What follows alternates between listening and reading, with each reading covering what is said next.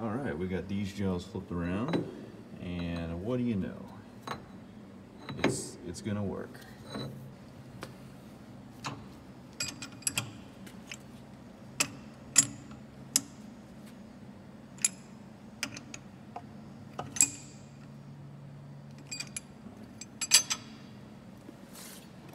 I'm gonna sit you down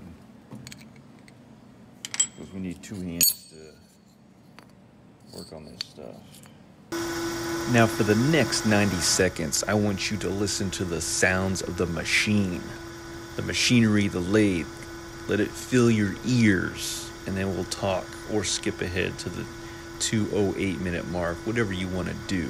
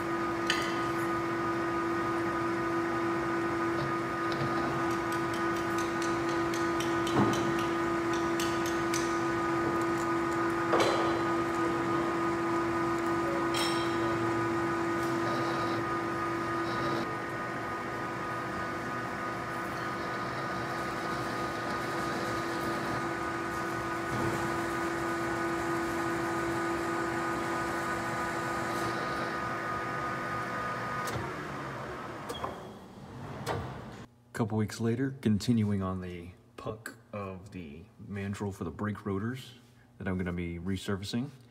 So I didn't get to finish facing that other side as you saw in the last clip, and I did do the center drill hole in the center, but since I had to take it out anyways, and I'm coming back a couple weeks later, flipped it around, we're going to face this side, and then we'll flip around again, so this side will sit flat up against the jaws. Then we can finish off facing the other side and then start boring out our hole that our rod will go through. It'll press into that hole, and then we'll be able to grab it in the other lathe by the rod, and this puck will be stuck out about 6 inches from the chuck, and then we'll be able to bolt. Once I drill and tap some holes in here, we'll be able to bolt down the brake rotor to the puck, and we'll be able to turn both sides of the brake rotor.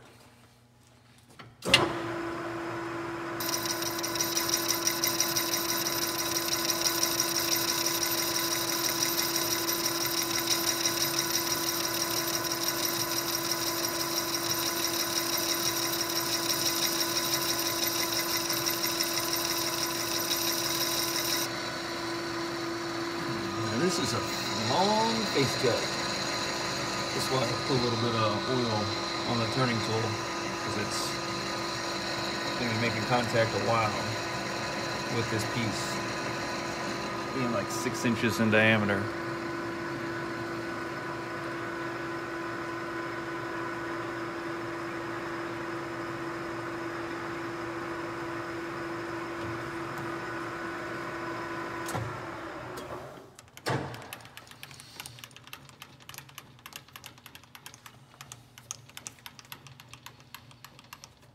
Okay, and as you can see, just on the fringes out here, that spot's still not flat, so we'll probably need one more face cut, and we'll be done. And presto, a nice smooth surface. Chamfer the edge there, so let's flip it around. And I decided right here, I'm not gonna finish facing this side, because once I bore through, get the size I want, I'll have to take this out once I go over to the other lathe. After I press the rod in through here and grab the rod by the chuck in that lathe, this is probably not going to be running true. So I'll probably have to face this anyways in that lathe. So there's no point facing here again. I'm pretty close anyways, getting it all the way flat. But I'll have to face it again there because it might be probably running out slightly. So I'll just bore through here, since I have it here, and then that'll be another step on the other lathe. So these are the Honda Odyssey brake rotors. They're about, let me get the flash out of the way, about 2 3/4. I cannot get the flash out of the way, can I? There we go, about 2 3/4 diameter hole here. And this is my 3-inch material, so what I want to happen is I'll probably machine part of it down to 2.5, bore out a hole in my puck to 2.5, press this section into the puck, and the rest of it will be sticking out the front side of the puck. And then I can machine the rest of it down to this size, so this barely slips on to there. It's like not a press fit, but a tight fit onto the rest of my material here. That way my puck will have drill and tapped holes, so I can bolt, you know, you could use 5 of these holes, I could even just use 3 to bolt the brake rotor to the puck, but also the shaft through the puck and ride in this hole right here. Everything will be pretty centered up and hopefully running nice and true. When I go to actually take a very light cut on both sides with the turning tool. I think we'll start things off with the K drill. There we go. Yeah, we'll start things off with the K drill. And that is 281 thousandths. So right now we're a long way to 2.5 inches for our hole, but we'll get there. Basically, you just gotta open the hole up wide enough, then you can get your boring bar, and then you can take consistent cuts from there. And the puck isn't even that thick, so I won't be going through a ton of material. It's only a little over 5/8 of an inch thick. We can call it, I don't know, 700 thousandths thick. We got our micro cutting fluid. So I'm gonna bring it a little bit closer and let's start drilling. Then we'll be boring.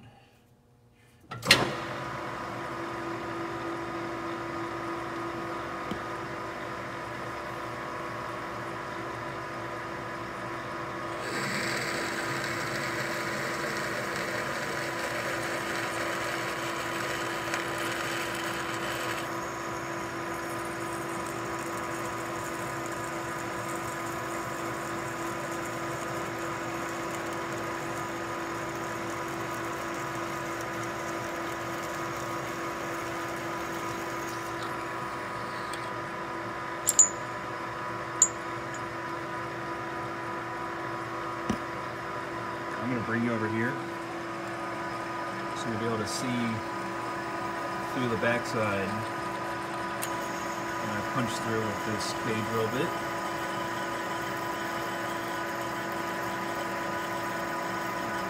We're getting close by now.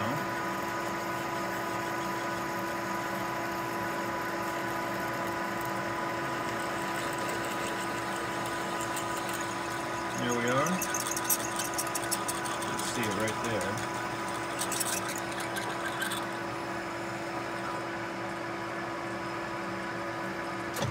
And one thing I'm gonna have to keep note of is I'm going out to 2.5, so I checked beforehand get a better view there. The jaws, since I have them flipped backward to grab the puck better, this part of the jaw on all 3 of them kind of shrinks down how big of the hole that I can do before, because I don't want to get to the point if I'm all the way out to, let's say, maybe 3.5 inches, then I'll hit this part of the jaw when I punch through the material, so I don't want to do that. So, but I'm good only going at 2.5. There's plenty of clearance here, but just something that I need to keep in mind so I don't accidentally damage anything.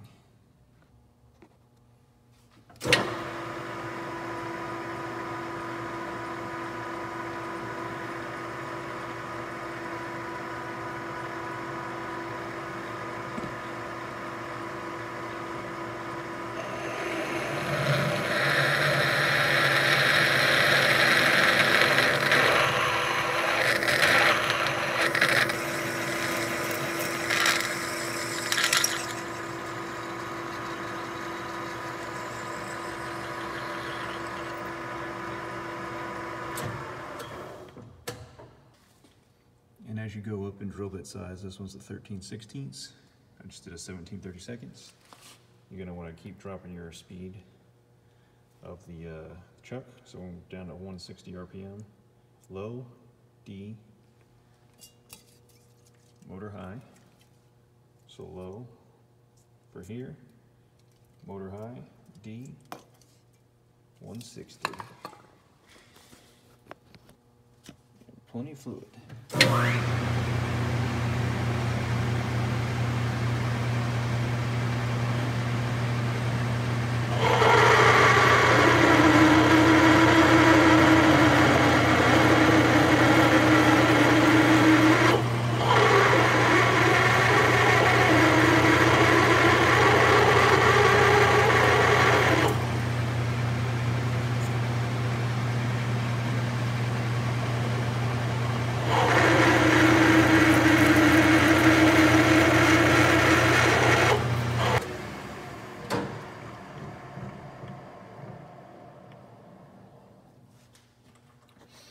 Now at the old shop, some of the drill bits I use would be well over 1 inch in diameter, and instead of using a drill chuck, you would have to use a tapered piece, or the end of them would just have a tapered collar, and you would just basically jam it into the receiver here.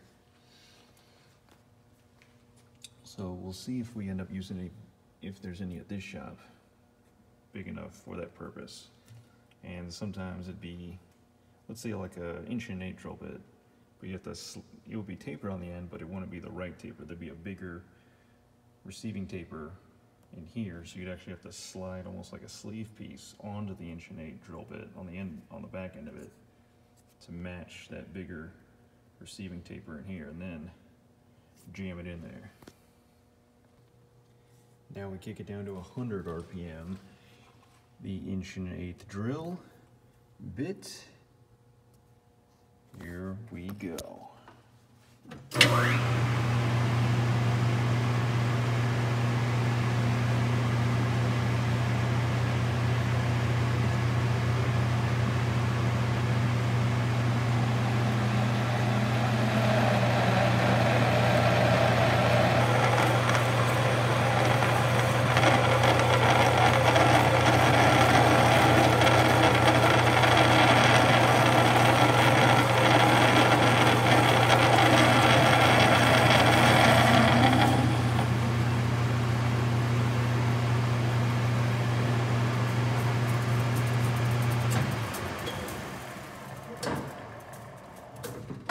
Success. Look at those chips, awesome. Not the longest chip in the world, but longest chip I've ever made. I have it at home, it's maybe 4 feet long.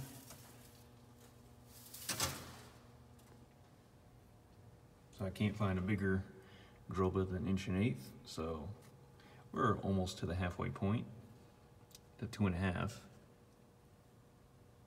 I'm gonna use this smallish boring bar just to get me up to about, I don't know, 1.5 inches, and then this guy here is about, I think it's 1.25 inches. So I may not have to go to 1.5 inches, including the tip of the tool and the body. We're looking at just under 1.25 inches. Call it 1 3/16. Go to 1.25 inches. Just to be on the safe side with this one and step up to that one. And of course with the boring bar, since it's got the turning tool, the cutting tool on the end of it, go back to 315.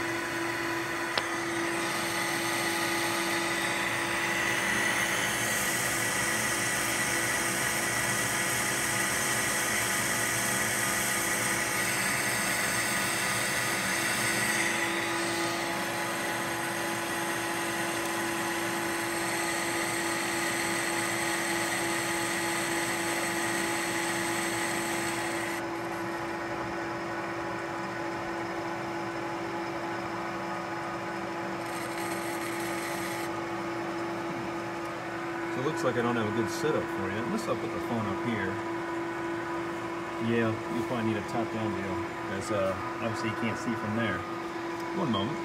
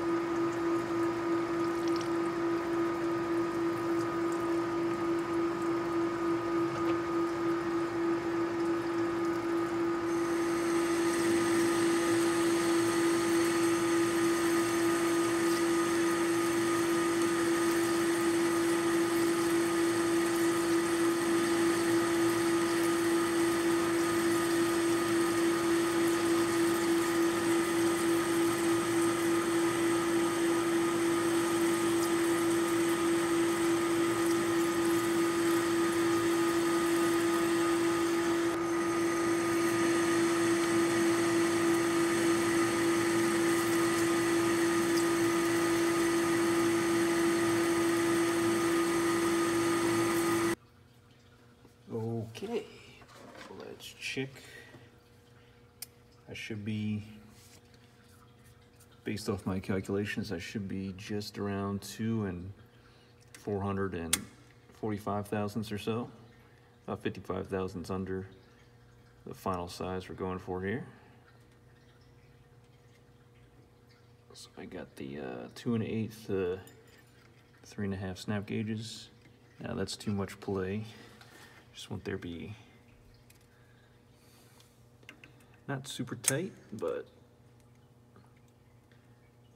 I'll angle the top side of the gauges forward when I go to tighten the screw on the end. When I bring it vertically even with the top and bottom of my bore, there should be just like that. Barely any play side to side. I can take it out. And I'll come in with my 2 to 3 mics. Let's bring it on down in here for the video. I'll unwind my 2 to 3 mics out. Just a little over 2 450. Right there. Now what I'm looking for is to just barely touch it to either side of the snap gauges, because I don't want to collapse it in. I want to get a nice accurate measurement. I should be able to move the snap gauges a little bit around in between the ends of the mics and just barely feel the snap gauges touching. Won't come up on video, but just a little bit of rubbing in between there. Okay, and my size is 2 and what do you know, 242.445, 2 445 thousandths, basically right on those, just a hair under that 20 mark there, but we can round up here. So I need to take 55 more thousandths, and I decided to go pretty much all the way with this boring bar, but because of the way the cutting edge is shaped, I'm not going to be able to do the thing I want to do on the end once I get my finished size. And what that thing is I'm going to want to be able to, I'll put a little chamfer on the outside, but how do you put a chamfer on the other side without taking it out and flipping around? Well, you leave it in the chuck. Let me get this out of the way so I can show you. Here we go. So I take this boring bar, and with that cutting edge, I'm going to take, see that left side of the yellow tip there? Once it's all the way in, I'll try to show you like this, see if you can see it. I'll run the boring bar all the way in and then kick it at, bring it out just a hair so that just the tip of it on the way back puts a little chamfer on the other side of my piece. It's hard to see. It's hard to put it on video, but I'll show you what I'm talking about. So for the last 55 thousandths, let's remove this guy. We'll put this guy in there. And always put tools back where you found them. I know that this one was over here. So this will be part one of the making a mandrel for brake rotor series. Part two will be on this lathe. Oh, here the ice cream man. The ice cream man's been coming around the business park. What grown men are getting ice cream from an ice cream van? That's what I want to know. When you could just buy it at the store for cheaper.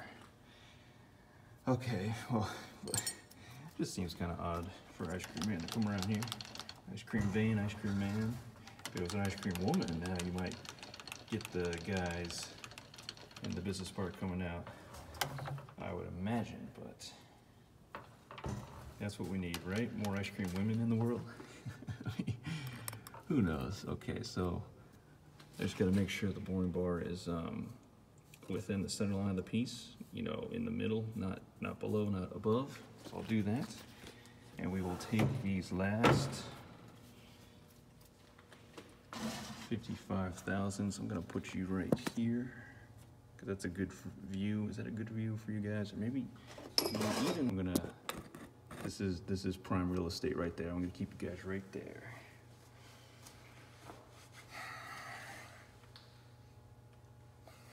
Actually, that does look pretty good, so 55 thousandths, here we go.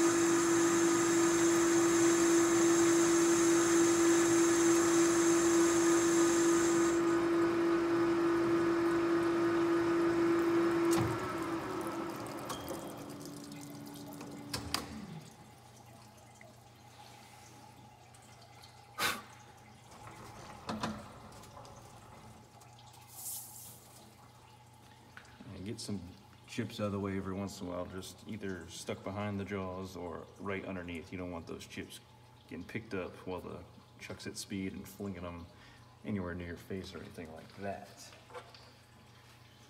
Okay, so that should have been about 15 thousandths or so. Let's take a reading. So I'm looking at 2 and 461 thousandths. You can see that. Let me get this glare out of the way. Yeah, 2 and 461 thousandths. 39 to go.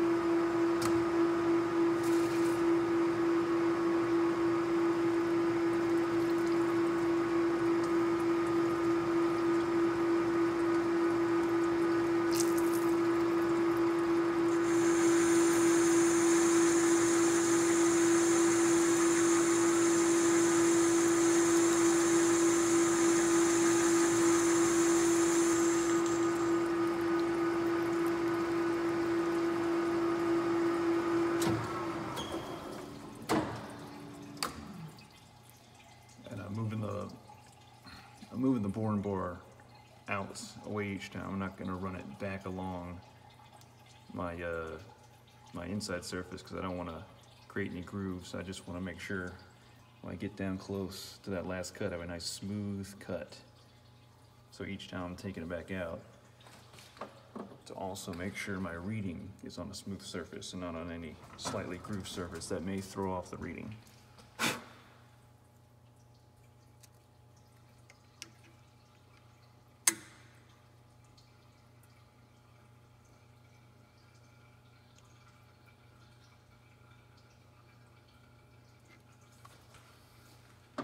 Okay, now we're at 2 and 480 thousandths, 5/75. So I'm gonna take 20, see what it does. Might put me right on the money. Let's see. It might take 19.5, just to be sure, right?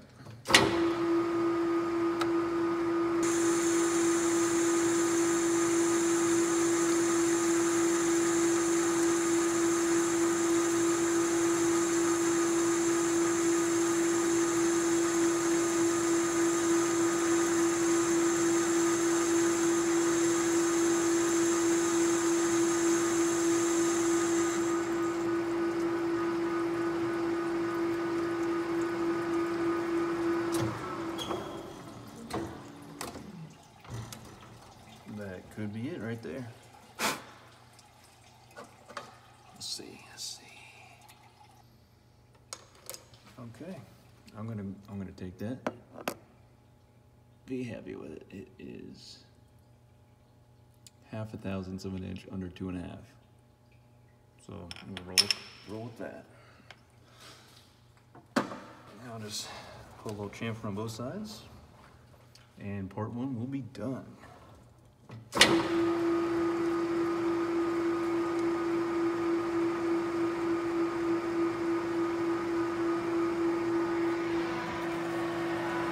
So for the front side, I can just crank this part of the compound in, which will push the whole compound at an angle.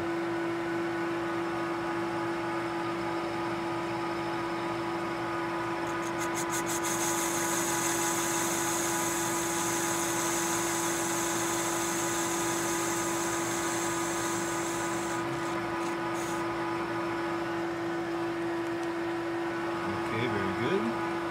And then try to show you this next part I'm going to do. So I crank the turning tool or the boring bar just past, and really once it's just past my piece, all I have to do is bring the compound out to me and just barely, with the angle that the shape of the turning tool is, just barely touch it into here. And it'll give me a nice chamfer on that side. Should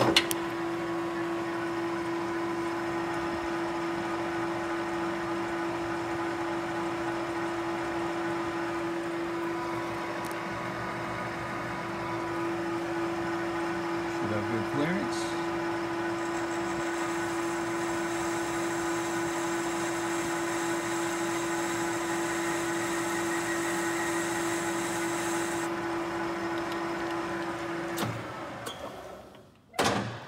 That's it.